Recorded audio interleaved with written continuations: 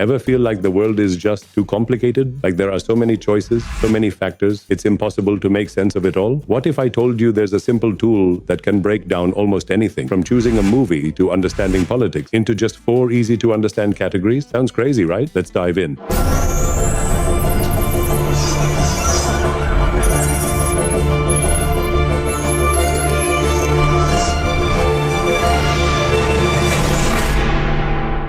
All right, let's get one thing straight. This isn't some magic trick. It's a framework, a way to organize your thoughts, a way to see patterns. We're talking about the 2x2 matrix. And yeah, I know, it sounds boring, like something your grandpa uses in spreadsheets. But trust me, it's surprisingly powerful. It's a way to simplify the overwhelming chaos of life. So what is a 2x2 matrix? It's literally just a square divided into 4 boxes. 2 lines, 1 vertical, 1 horizontal. That's it. But the magic happens when you decide what 2 qualities you want to measure and plot things based on those. It's like a map. It doesn't create the terrain, but it helps you navigate it. Let's start with something simple. Choosing a movie. 2 qualities. How funny is it? And how exciting is it? Imagine plotting movies on this grid. A hilarious, action-packed movie lands in the top right. A slow, serious documentary, bottom left. A rom-com, maybe middle right. A depressing, boring art film, bottom left. See? Suddenly, choosing a movie isn't a huge decision anymore. You just pick the quadrant that suits your mood. But this isn't just about movies. Let's go bigger. Let's talk about leadership styles. 2 qualities. How much authority do you wield and how much empathy do you show? A boss who's all about control and zero compassion lands in the top left. A leader who's a pushover, bottom right. A great leader, somewhere in the middle, balancing authority with understanding. Okay, I know what you're thinking. This is too simplistic. The world is complex. And you're right, it is complex. But that's the point. The 2x2 matrix isn't meant to capture every detail. It's a starting point. It's a way to distill something complicated into something manageable. It's like zooming out on a map. You lose some detail, but you gain perspective. Let's tackle a heavier topic, political ideologies. 2 qualities. How much individual freedom is prioritized and how much social equality is desired. A libertarian lands in the top left, maximum freedom, less emphasis on equality. A socialist, bottom right, prioritizing equality, potentially limiting individual freedom. A moderate, somewhere in the middle, trying to find a balance. Now, I'm not saying this is a perfect representation of political belief. It's a model, but it can help you understand the underlying tensions and trade-off. But here's the thing. Most things don't fit neatly into one box. They're blurry, they overlap, they shift. That's where the real work begins. Understanding why something is where it is and what factors are influencing its position. Is that movie really hilarious? Or is it just trying too hard? Is that political ideology truly about freedom? Or is it masking something else? Let's dig into this. Using this framework isn't just about plopping things into boxes. It's about asking questions. It's about challenging assumptions. It's about seeing the bigger picture. It's like being a detective. You have your clues,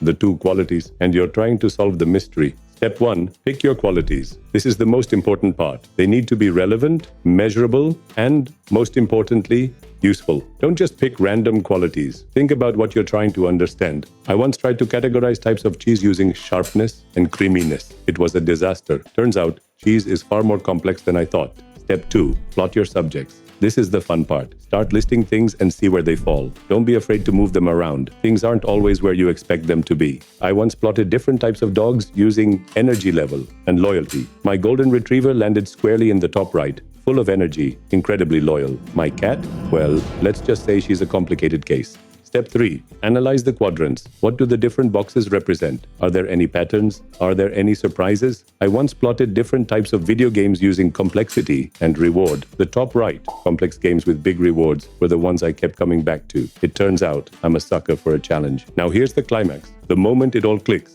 Imagine you're trying to understand a complex situation, a conflict at work, a disagreement with a friend, a global crisis. You feel overwhelmed, confused, frustrated. Then you remember the 2x2 matrix. You pick 2 qualities, you plot the different factors, and suddenly things start to make sense. It's not a perfect solution, but it's a starting point. It's a way to bring order to chaos. So wrapping this up, the 2x2 matrix isn't a magic bullet. It's a tool, a framework, a way to simplify the overwhelming complexity of life. It's a way to see patterns, challenge assumptions, and bring order to chaos. Next time you're facing a difficult decision, remember the 2x2 matrix. Pick your qualities, plot your subjects, and see where it takes you. If you like this, smash that next video popping up. It's loaded with more tricks to level up your life.